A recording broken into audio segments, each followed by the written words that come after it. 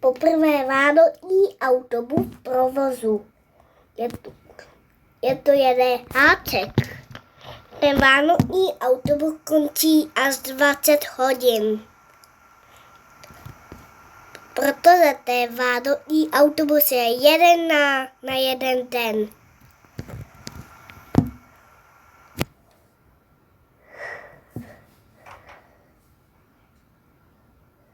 A ještě potom půl normální a ne ten vánoční.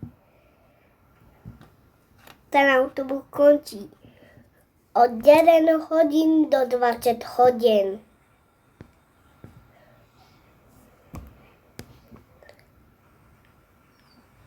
Od 3 hodiny do 20 hodin končí ten vánoční autobus.